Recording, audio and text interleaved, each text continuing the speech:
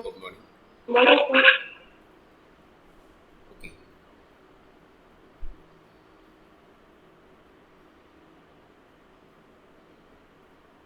Okay, beta. Good sir morning. जो attendance भेजना रहा था You should wait for 5 minutes that all students will come, will join the meeting. Okay. Then it will be beneficial. Okay. Wait for 5 minutes for attendance. Okay. Okay. So once again, we will explain this chapter. Next, we are on the part of Shahjahan. Okay. Mughal campaigns continue to the Deccan under Shahjahan. तो शाहजहाँ के शासनकाल में डेक्कन तक का जो सैनिक campaign था, जो सैनिक अभियान था, वो लगातार चल ही रहा था। ठीक है सर। Excuse me sir. जी बेटा। सर मैं अभी हॉलीडे पे गया था तो उसके पीछे का जितना भी आप एक बार शॉर्ट में समझा दीजिए थोड़ा सा। बेटा अभी ये लेसन जस्ट स्टार्ट हुआ है ना। इसमें ये सर बेटा इनसे कह दीजिए वीडियो देखने। हाँ, एक्चुअली मैंने बेटा ये जो वीडियोज़ है ना, जो हमने पढ़ाया है तो गूगल मीट से, तो हमने वीडियोज़ डाल रखे हैं ग्रुप पे, आप उसको देख सकते हैं। ठीक है बेटा। ओके सर, थैंक हाँ यू। हाँ, वीडियोज़ हमने ग्रुप पे डाल रखे हैं, तो उससे आप देख के थोड़ा सा समझ सकते हो। तो समय लगेगा आपको 40 मिनट्स, आपको देखना पड़ेगा वीडियो, आप सब कुछ समझ जाएंगे। चलिए ठीक है, आगे बढ़ते हैं। तो शाहजहाँ के समय में भी डेक्कन पर जो सैनिक अभियान था वो लगातार जारी था। इसने इस काम को अपने आगे बढ़ाया, क्योंकि इसके पिताजी ने भी उधर सैनिक अभियान चलाया था, इसलिए शाहजहाँ ने भी इसी काम को आगे बढ़ाया। सर नोबल खान कौन है? हाँ बेटा, नोबल खान का मतलब क्या है? The Afghan good noble. Morning sir. Noble का मतलब होता है रईस, है ना, जो संभ्रांत लोग हैं। हाँ, गुड मॉर्निंग।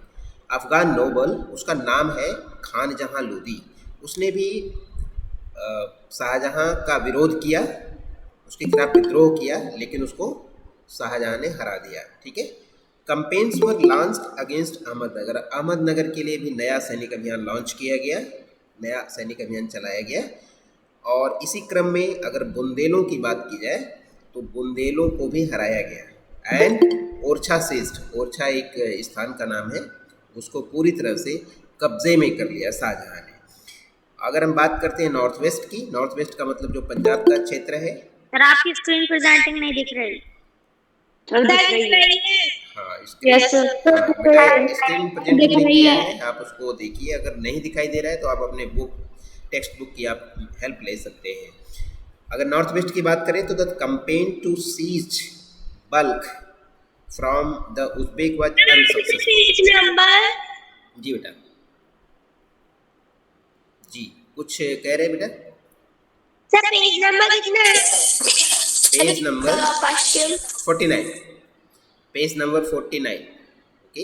हाँ, नॉर्थ वेस्ट के बाद मतलब है उत्तर पश्चिम का जो क्षेत्र है, वहाँ पर भी सैनिक अभियान चलाया गया। और बल्ख, जो कि एक स्थान का नाम है, उज्बेक जो आक्रमणकारी हैं उनसे कब्जा छुड़ाने का जो अभियान था वो अनसक्सेसफुल रहा, उसमें सफलता प्राप्त नहीं हुई शाहजहाँ को।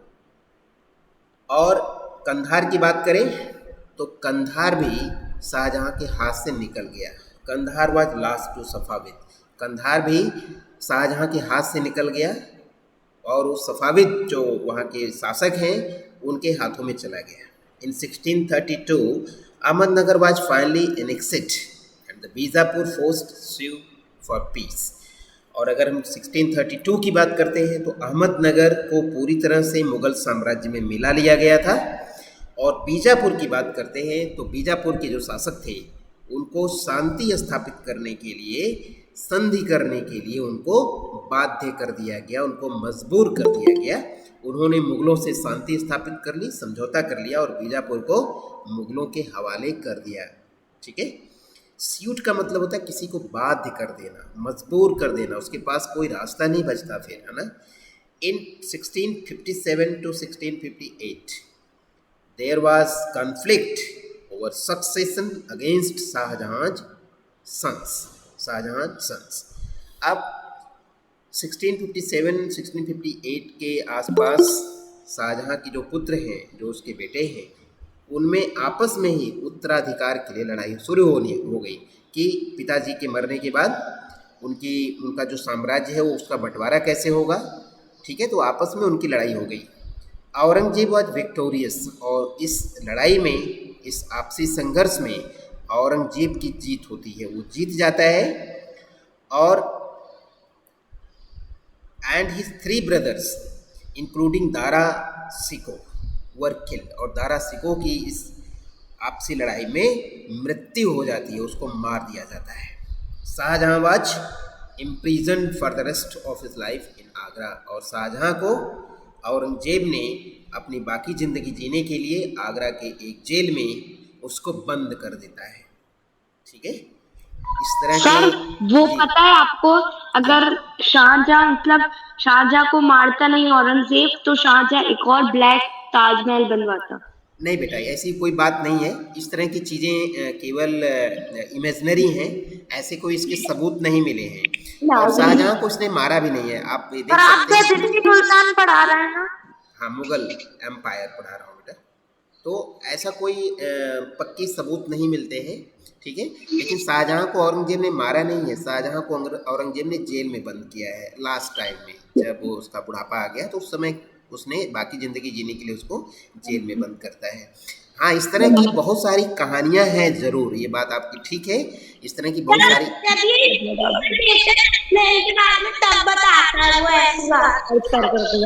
ऐसी बहुत सारी कहानियां हैं। लोग सर ऐसा, इट्स नॉट रियल। हाँ, लोग कहते हैं कि शाहजहां की एक और प्लान था कि एक काला ताजमहल बनाने का, लेकिन इसके कोई प्रमाण नहीं मिले हैं। ठीक है, इसके कोई प्रमाण नहीं मिले हैं। आगे चलते बेटा, औरंगजेब के बारे में बात करते हैं। इन द नॉर्थ ईस्ट, अगर हम नॉर्थ ईस्ट जब हम बोलते हैं तो नॉर्थ ईस्ट से आप लोग क्या समझते हैं? कोई स्टूडेंट बताएगा? जब हम अपने देश, जैसे नॉर्थ और ईस्ट के बीच में जो मतलब नॉर्थ और ईस्ट के बीच में जो सर नेपाल जहाँ पे, सर नेपाल जहाँ पे है, अपने देश के बारे में जो जब हम नेपाल है वो भी नॉर्थ ईस्ट। अपने देश के बारे नेपाल में, जहाँ पर है, नहीं बेटा, सर नेपाल जहाँ पर है, नहीं, मैं बता रहा हूँ। आप लोग सर में से और कोई आंसर देने की कोशिश करेगा? Sir Bihar, sir Bihar. चलिए ठीक है, मैं बता देता हूँ। अपना जो 7 सिस्टर्स हैं, अपने देश का जो हिस्सा है जिसको हम 7 सिस्टर्स कहते हैं, जहाँ पर असम, अरुणाचल प्रदेश, मणिपुर, नागालैंड, त्रिपुरा, मिजोरम, मेघालय, ये जो छोटे छोटे स्टेट हैं, जब हम नॉर्थ ईस्ट की बात करते हैं तो हम हमेशा इनकी बात करते हैं। अरुणाचल प्रदेश, असम, मणिपुर, मेघालय, है ना? ठीक है, हम इनकी बात करते हैं। सर ये ईस्ट है। हाँ बेटा, नॉर्थ ईस्ट बोलते हैं Yes, इसको। sir. ये केवल ईस्ट नहीं है, ये नॉर्थ ईस्ट है। क्यों नॉर्थ ईस्ट क्यों बोलते हैं? क्योंकि भारत के ये उत्तर हिस्से में है, भारत के उत्तर का भाग है और पूरब का भाग है, इसलिए हम इसको नॉर्थ ईस्ट बोलते हैं।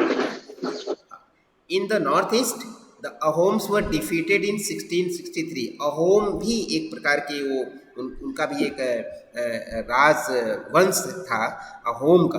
उनको औरंगजेब ने 1663 में हरा दिया, लेकिन उन्होंने फिर से विद्रोह किया 1680 में, और campaigns in the northwest against the Yusufzai and Sikhs were temporarily successful। और फिर से जब उन्होंने विद्रोह किया तो वो जो उस विद्रोह को दबाने के लिए जो सैनिक अभियान चलाया, जी सर ये तो यूसुफजई है और सिख है, ये दोनों फ्रेंड बन गए थे कि अलग अलग टाइम पे वो करा था ये अटैक? नॉर्थ वेस्ट के ही ये राजा है, जिनको इसने अपने उस सैनिक अभियान में हरा तो दिया, लेकिन ये जो अभियान था ये थोड़े दिन के लिए सक्सेसफुल रहा। थोड़े दिन तक तो कुछ नहीं हुआ, बाद में फिर से विद्रोह वहाँ पर हो जाता है। यूसुफजई और सिख ये टेम्परेली सक्सेसफुल रहा, वहाँ पर इन्होंने सैनिक विद्रोह किया। सैनिक विद्रोह जो इन्होंने किया, सैनिक विद्रोह नहीं कह सकते हैं इसको, हम कह सकते हैं कि केवल विद्रोह। तो इस विद्रोह को औरंगजेब ने दबा तो दिया, लेकिन वो बहुत थोड़े समय तक ही सक्सेसफुल रहा, बाद में फिर से वहाँ पर उन्हीं का अपना अधिकार हो गया। Mughal intervention in the succession and internal politics of Rathore Rajputs Mewar led to their rebellion. और जिस तरह से मुगल जो ये साम्राज्य है और उसके अंदर में जो आपस में इस तरह से कलह चल रहा था, इनकी जो इंटरनल अपनी पॉलिटिक्स थी मुग़लों की, और राठौर जो राजपूत हैं उनका जो विद्रोह था मुग़लों के खिलाफ, ये इस समय चल रहा था आपस में। एक तो ये आपस में इनकी जो पॉलिटिक्स इंटरनल वो सही नहीं चल रही थी मुग़लों की, और उधर से राठौर राजपूतों का भी विद्रोह चल रहा था। ऐसी स्थिति में campaign against the Maratha chieftain Shivaji were initially successful, और इसी स्थिति में औरंगजेब ने शिवाजी के खिलाफ जो सैनिक अभियान चलाया, जो मराठा सामंत थे उनके खिलाफ जो इसने सैनिक अभियान चलाया, वो शुरुआत में तो सफल रहा, शुरुआत में वो सक्सेसफुल रहा, but Aurangzeb insulted Shivaji who escape from Agra. अब गलती क्या कर दिया शिवाजी ने, औरंगजेब ने, शिवाजी ने जब सरेंडर कर दिया मुग़ल साम्राज्य के सामने कि मैं अब आपकी सत्ता को स्वीकार करता हूँ, ठीक इसी समय औरंगजेब ने शिवाजी का अपमान किया, वहाँ पर आगरा में उनका अपमान किया, उनकी बेइज्जती की। इससे शिवाजी उस आगरा किले से निकल करके भाग जाते हैं, और बाद में अपने आप को उन्होंने डिक्लेयर किया कि अब मैं मुग़लों की सत्ता को स्वीकार नहीं करूँगा, मैं अब एक स्वतंत्र राजा बन करके रहूँगा। और उसके बाद शिवाजी ने फिर से मुग़लों के खिलाफ अपने सैनिक अभियान को सर छेड़ आपकी दिया। रिंग ऑफ हो गई। क्या हो गया? नो सर दिख रही है। ठीक वो है, सर दिख रही है। हाँ, तो आपको शिवाजी के बारे में ये जानना जरूरी है कि शुरुआत में शिवाजी ने मुग़लों की सत्ता को स्वीकार करने का मन बनाया था, और वो आगरा आए थे इसीलिए औरंगजेब के सामने कि हम मुग़लों की सत्ता को स्वीकार करते हैं। लेकिन औरंगजेब ने उनकी घोर बेइज्जती की, घोर अपमान किया उनका। इससे उनको लगा कि ये जो मेरा समर्पण है ये ठीक नहीं है, और उसके बाद से वो आगरा से निकल जाते हैं, किसी तरह से बच करके निकल जाते हैं, और निकलने के बाद फिर से वो मुग़लों के खिलाफ अपना संघर्ष छेड़ देते हैं। ठीक है, और इसके बाद प्रिंस अकबर की बात करते तो औरंगजेब के बेटे का नाम अकबर है, ये भी आप ध्यान रखिएगा। हुमायूं के बेटे का नाम अकबर है, वो तो समझ में आता है कि औरंगजेब एक बहुत बड़ा अकबर एक बहुत बड़ा राजा बना था। लेकिन औरंगजेब के बेटे का भी नाम अकबर है, जो कि बहुत ज़्यादा सफल नहीं रहा था एक राजा के रूप में।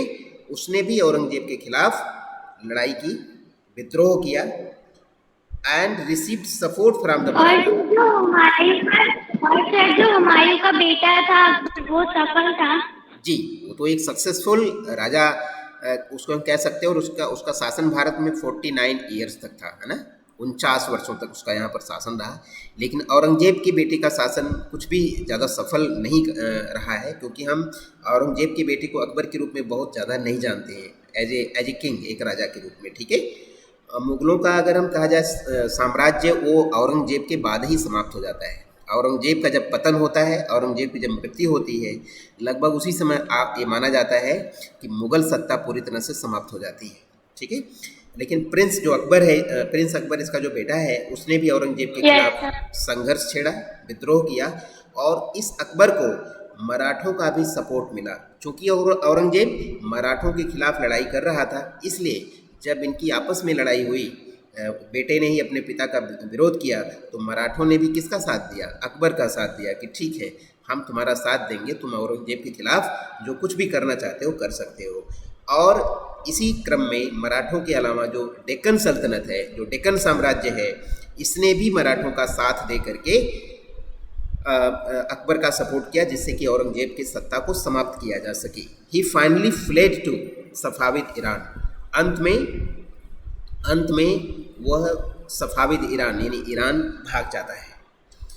आफ्टर अकबर्स रिवेलियन, अकबर के विरोध के बाद, अकबर के विद्रोह के बाद Aurangzeb sent armies against the Deccan sultanate. अब जब औरंगजेब ने देखा कि मराठों का साथ देने के लिए डेक्कन सल्तनत भी एकजुट हो गई है, और वो हमारे बेटे अकबर का साथ दे रहे हैं, तो फिर औरंगजेब ने एक बड़ी सेना डेक्कन सल्तनत पर आक्रमण करने के लिए भेज दिया, और बीजापुर वाज एनेक्स्ड इन 1685, और बीजापुर के साम्राज्य को 1685 में मुग़ल साम्राज्य में मिला लिया गया, एंड गोलकुंडा इन 1687। और 1687 की बात करते हैं तो उस समय गोलकुंडा को मुगल बादशाह औरंगजेब ने अपने साम्राज्य में मिला लिया। फ्रॉम 1698 औरंगजेब सर वो पर्सनली, हैदराबाद में गोलकुंडा। हाँ बेटा इसको सर्च करना पड़ेगा। गोलकुंडा जहाँ तक मेरा ध्यान है ये आंध्र प्रदेश का हिस्सा होना चाहिए। हाँ आंध्र प्रदेश का है ना। हैदराबाद में। हाँ ठीक है, हैदराबाद के आसपास होगा। आगे देखेंगे 1698 Aurangzeb personally managed campaigns in Deccan against the Maharashtra who started guerrilla warfare. और 1698 से औरंगजेब ने खुद जो सैनिक अभियान है मराठों के खिलाफ डेक्कन क्षेत्र में, उसको खुद ये देख रहा था, ये खुद उसको मैनेज किया, खुद उसका प्रबंध किया। क्योंकि ये जो मराठा थे उस समय वो गुरिल्ला युद्ध कर रहे थे, औरंगजेब के खिलाफ वो गुरिल्ला युद्ध कर रहे थे। गुरिल्ला युद्ध के बारे में आप अगर जानते हैं, कोई स्टूडेंट जानता है गुरिल्ला युद्ध किसे कहते हैं? No sir.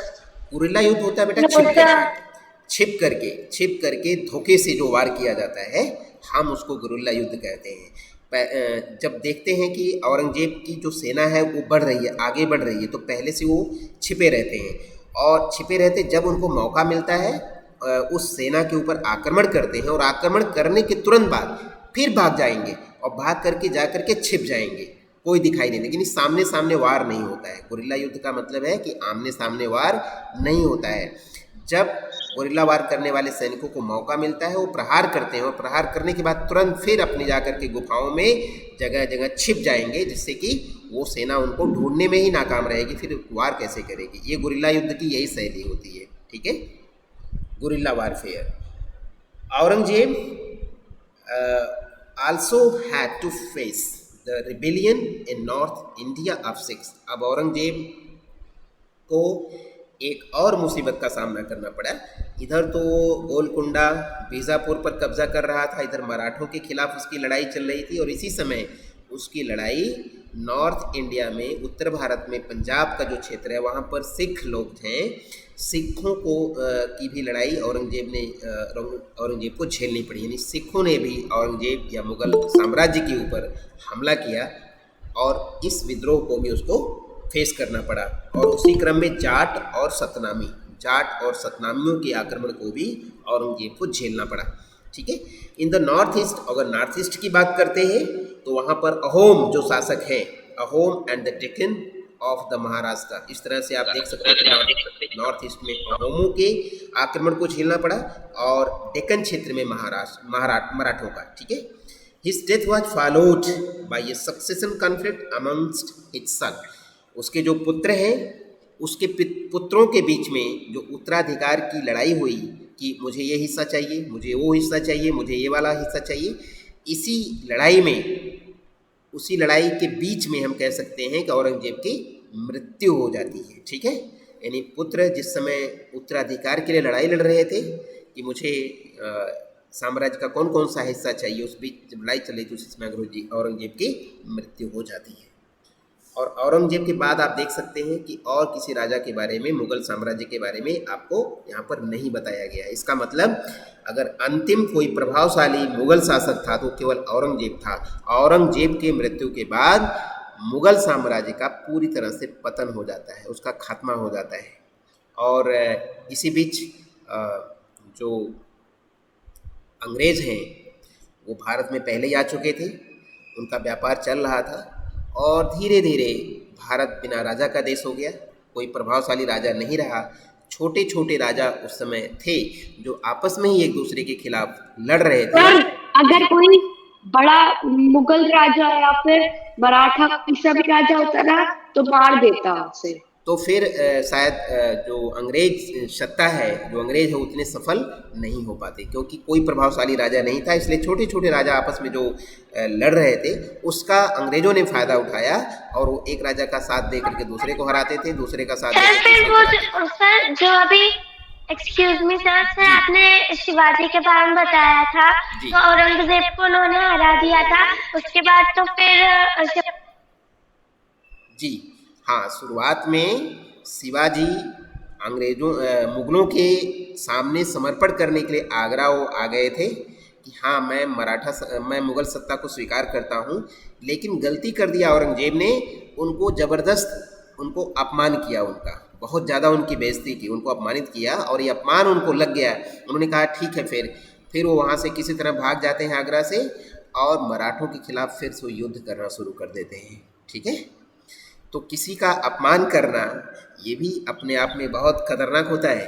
अगर आपको शासन सत्ता चलाना है तो ये कदम अच्छा नहीं है। ठीक है, अब अकबर और औरंगजेब के समय में जो सैनिक अभियान चलाए गए थे, जो सैनिक अभियान जो सफल रहे थे, उसका यहाँ पर आपको चित्र दिखाई दे रहा है। ये जितना ऑरेंज कलर में दिया है, यहाँ तक मुग़ल सत्ता स्थापित हो चुकी थी। आगे देखेंगे मुग़ल इतने सारे पार्ट में, जी इतने सारे पार्ट में। और अब मुग़ल ट्रेडिशंस ऑफ सक्सेशन का मतलब होता है उत्तराधिकार प्राप्त करना। जब कोई राजा की मृत्यु होती है उसके बाद उसके जो पुत्र होते हैं किस तरह से वो। कंधार कहाँ था? जी बेटा, कंधार कहाँ था?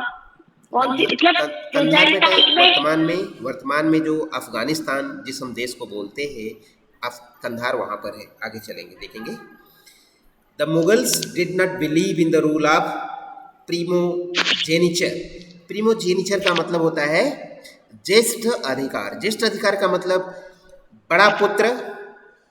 बड़े पुत्र को राजा बनाया जाए, ये जो व्यवस्था थी इसमें मुग़ल विश्वास नहीं करते थे। बड़े बेटे को राजा बनाया जाए, ये जो सिस्टम है इसमें मुग़ल शासक विश्वास नहीं करते थे। Where the eldest son inherited his father's estate, instead they follow Mughal and Timurid custom of coparcenary. Inheritance का मतलब है आपस में सत्ता का बंटवारा कर दिया जाए। ठीक है, बंटवारा करने में ज़्यादा विश्वास करते थे। बड़े बेटे को केवल राजा बनाया जाए, ये जो कस्टम है, ये जो सिस्टम है, इसमें ये बिलीव नहीं करते थे। Are a division of the inheritance amongst all the sons. Follow the highlighted passages in table 1। Table 1 को फिर से हम देख सकते हैं। ठीक है, टेबल 1 को हमने पढ़ ही लिया है, उसको दोबारा देखने की जरूरत नहीं है। And note the evidence for rebellions by Mughal princes. Which do you think is a fairer division of inheritance, primogeniture or coprocynary? तो आप लोगों के हिसाब से क्या अच्छा रहता है, सत्ता का बंटवारा कैसे किया जाना चाहिए, क्या मानते हैं? बड़े बेटे को ही सब कुछ दे दिया जाना चाहिए या बांट करके सत्ता का हस्तांतरण होना चाहिए? बात करके जो ज़्यादा उसको देना चाहिए। हाँ, शासन सत्ता की जहाँ तक बात है, शासन जी एक्सक्यूज मी, कैन आई? जो बड़ा छोटे में से नहीं है, जो अच्छा हो, मतलब लड़ाई करने में एंड शासन संभालने में, उसको देना चाहिए। जी बिल्कुल, आपका विचार से मैं भी सहमत हूँ। जो शासन सत्ता चलाने की योग्य हो, जो शासन सत्ता चलाने की योग्य हो, जिसके अंदर वो क्वालिटी, वो योग्यता हो, उसको सत्ता का हस्तांतरण किया जाना चाहिए। ठीक है, बिल्कुल सही। मुगल मैरिज विथ राजपूत, इसको पढ़ लेंगे। The mother of Jahangir was a Kachhwaha princess. Kachhwaha ये राजकुमारी थी, यानी कछवाहा जो राजपूत हैं उनकी ये बेटी थी। कौन? जहांगीर की माता जी। जहांगीर की माता का मतलब क्या हुआ? अकबर की पत्नी। ठीक है, अकबर की जो पत्नी थी वो कछवाहा राजकुमारी थी, डॉटर ऑफ, हाँ जो भी है, मैं यहाँ पर नाम नहीं लिखा इसलिए मैं नाम नहीं बोल रहा हूँ। हाँ, जोधा बाई जो अकबर की पत्नी थी, वो भी एक कछवाहा राजपूत की बेटी थी, जो कि बाद में जहांगीर की माता बनती हैं। ठीक है, ऑफ आमेर, वो आमेर की राजकुमारी थी। आमेर यहाँ पर लिखा है ना, अम्बेर लिखा है, आपको इसको आमेर पढ़ना है। मॉडर्न डे जयपुर, जयपुर जो वर्तमान में जिसको हम जयपुर कहते हैं, उसका पहले आमेर नाम था और वहीं की वो राजकुमारी थी। द मदर ऑफ शाहजहाँ, अगर शाहजहाँ की बात करते हैं, वाज राठौर प्रिंसेस। राठौर जो राजपूत होते हैं उनकी वो बेटी थी, जिसको हम इस समय कह रहे हैं कि शाहजहाँ की माता। तो शाहजहाँ की माता का मतलब जहांगीर की पत्नी। ठीक है, क्योंकि जहांगीर का ही पुत्र था शाहजहाँ। Daughter of Rajput ruler of Mewar, जो वर्तमान में जिसको हम जोधपुर कहते हैं, तो जोधपुर के राजपूत की वो बेटी थी शाहजहां की पत्नी। ठीक है, आगे देखते हैं Mughal relation with other rulers. अब मुगलों के जो संबंध हैं अन्य राजाओं के साथ वो कैसे थे उसको यहाँ पर देख सकते हैं। Take a look on at table 1 sir once आप again। ऐसे पूछ सकते हैं ना क्वेश्चन आंसर में कि what is the present name of Jodhpur, नहीं present name past name of Jodhpur. जी बेटा, you will notice that the Mughal rulers campaigns constantly against rulers who refuse to accept their authority। आप इस चीज़ को देख सकते हैं लगातार कि सभी मुगल शासक अपने सैनिक अभियान को लगातार जारी रखे हुए थे, इसलिए कि उनकी सत्ता का विस्तार हो सके, उनका शासन सब जगह पर फैल सके।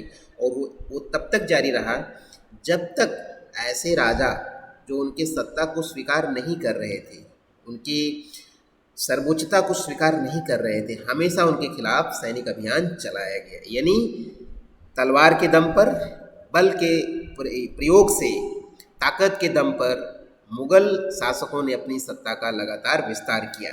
अगर कोई व्यक्ति, कोई राजा उनकी सत्ता को स्वीकार नहीं कर रहा है तो उसके खिलाफ सीधे लड़ाई छेड़ दी जाती थी। But as the Mughals became powerful many other rulers also joined them voluntarily. और जैसे जैसे यहाँ के राजाओं ने देखा कि मुगल शासक लगातार मजबूत हो रहे हैं, तो कुछ ऐसे राजा थे जो अपने आप से ही स्वयं जा कर के मुगल सत्ता को स्वीकार कर लेते थे। उनसे कोई किसी भी प्रकार की कोई लड़ाई नहीं करते थे। क्यों? उनको पता होता था कि अगर हम इनसे लड़ाई करेंगे तो हमारी हार निश्चित है। ऐसे में वो स्वयं ही जा कर के सत्ता को स्वीकार कर लेते थे।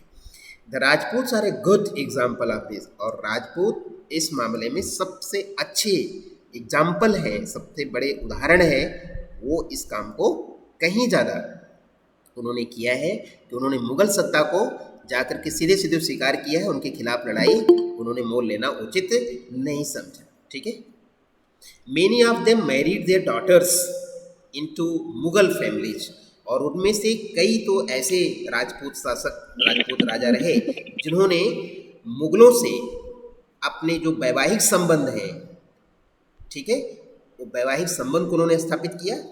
ठीक है, Mughal families and received high position. और वैवाहिक संबंध स्थापित करने के कारण से उन राजपूत शासकों को और उनके परिवार के लोगों को मुगल सत्ता में बड़े बड़े जो पद हैं वो प्राप्त हुए। आप समझ सकते हैं कि जब कोई व्यक्ति किसी का रिश्तेदार बन जाता है, जब कोई उनका संबंधी बन जाता है, निकट का व्यक्ति बन जाता है, तो ऐसे में शासन सत्ता में उनकी भागीदारी हो जाती है, बहुत आसान होती है। ऐसा तो था नहीं उस समय कि हर पोस्ट के लिए वैकेंसी निकलती है, गवर्नमेंट वैकेंसी निकालेगी और उसका टेस्ट होगा, परीक्षा होगी तो उस वैकेंसी को भरा जाएगा। ऐसी कोई व्यवस्था उस समय नहीं थी। उस समय मुगल शासक जिसको चाहते थे जिस पद पर बैठा देते थे। तो व्यक्ति निश्चित रूप से जिससे उसकी ज़्यादा नज़दीकी संबंध होंगे, रिश्तेदारी होगी, उनको जल्दी से वो बड़े पोस्ट पर बैठाएगा। But many resisted as well. लेकिन ऐसा सभी राजा नहीं करते थे। कुछ ऐसे राजा थे जिन्होंने मुगलों का विरोध अभी भी करना जारी रखा था। आगे देखेंगे द सिसोदिया। इसी क्रम में अगर सिसोदिया राजपूत की बात करते हैं तो वो उन्होंने हमेशा मुगल अथॉरिटी को हमेशा चैलेंज किया, हमेशा उनको चुनौती दिया। उन्होंने मुगलों की सत्ता को स्वीकार नहीं किया। Sisodia Rajput of Mewar refused to accept Mughal authority for a long time. लंबे समय तक उन्होंने मुगलों की सत्ता को स्वीकार नहीं किया। एक बार उनको हरा दिया गया। Once defeated however they were honourably treated by the Mughals. Sisodia राजपूतों की जब हार हो जाती है मुगलों से, इसके बाद भी मुगलों ने सिसोदिया राजपूतों का सम्मान किया। उनको उन्होंने कभी अपमानित नहीं किया, क्योंकि अपमान करने का क्या नतीजा होता है ये मुगलों को अच्छी तरह से पता था।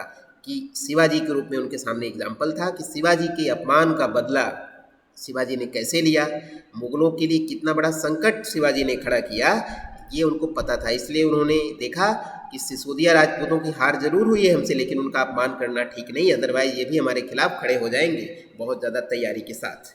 गिवन देयर लैंड्स, सिसोदिया राजपूतों को मुगलों ने उनका जो ज़मीन थी जो उन्होंने जीत लिया था उसको वापस भी किया। The careful balance between defeating but not humiliating their opponents enabled to Mughal to extend their influence over many kings and chieftains.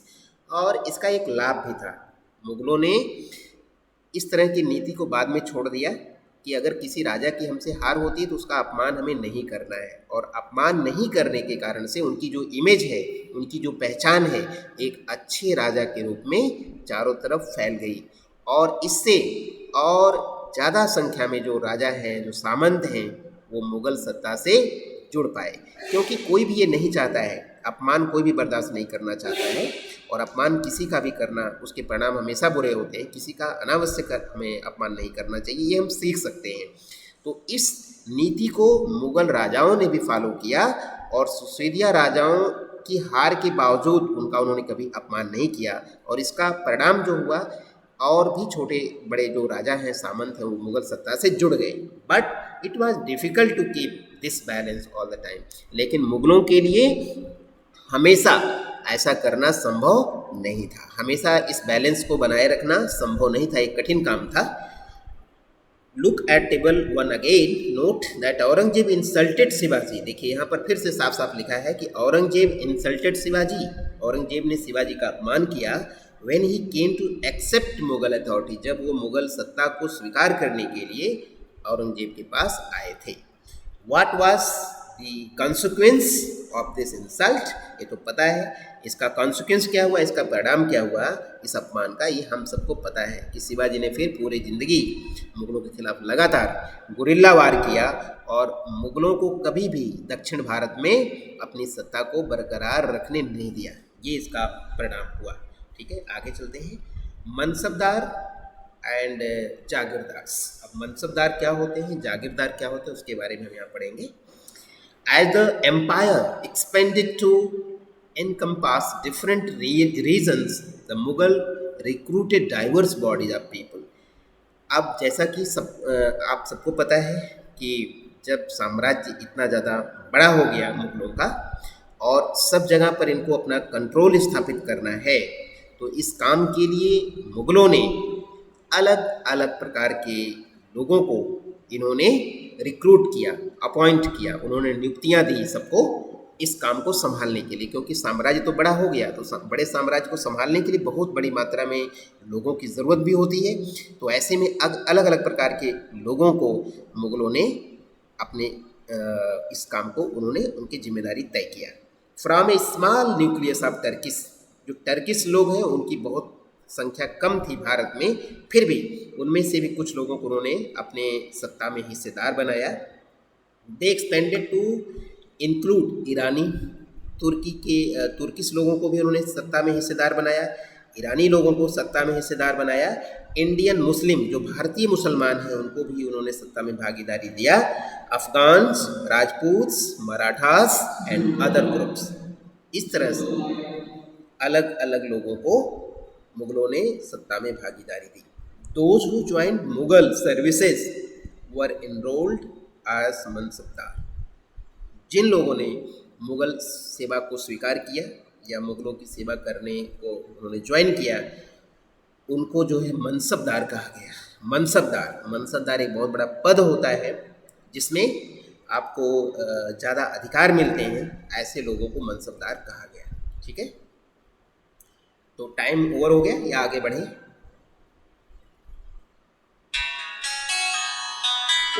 Aurangzeb था वो भी मुगल था। जी बेटा। जो औरंगजेब था वो भी मुगल था। हाँ, वो अंतिम मुगल बादशाह था वो बेटा, है ना, आखिरी मुगल बादशाह था। और सर उसके बेटे ने भी उससे छीन लिया था उसका राज्य। हाँ हाँ, छीना, बिल्कुल, आपस में जब उनकी लड़ाई हो रही थी उनके बेटों के बीच में, उसी समय औरंगजेब की मृत्यु होती है। बिल्कुल ये बात सही है कि औरंगजेब के खिलाफ उनके बेटों ने भी संघर्ष किया था और आपस में उन्होंने सत्ता के लिए लड़ाई किया था। ठीक है जी, तो टाइम यहाँ पर आज ओवर हुआ, इसके आगे अब कल के क्लास में पढ़ाएंगे। ठीक है, ठीक है, ओके ओके बेटा। चलिए अभी अब इंग्लिश जी बेटा, ये ब्लैक घोस्ट गेमिंग कौन से बच्चे हैं? नहीं, हम समझ नहीं पाए बेटा, क्या पूछ रहे हो? सर ब्लैक गोस्ट गेमिंग नाम से एक बच्चा ज्वाइन हो रहा है और लेफ्ट हो रहा है, अच्छा, कौन है वो? हाँ, ये तो मुझे देखना पड़ेगा, ब्लैक बोर्ड के नाम से कौन ज्वाइन कर रहा है। अच्छा, स्क्रीनशॉट आज किसने लिया है? सर मैंने नहीं लिया। अच्छा अच्छा, अंशिका बेटा। सर मैंने लिया। हाँ, जिसने भी सर मैंने लेके भेज दिया। हाँ, ठीक है, सर मैंने भेज दिया। ठीक है, मैं देख लूंगा। थैंक यू बेटा, thank you. Bye sir, thank you for the class. Thank you bye sir, thank you for thank you class, thank you.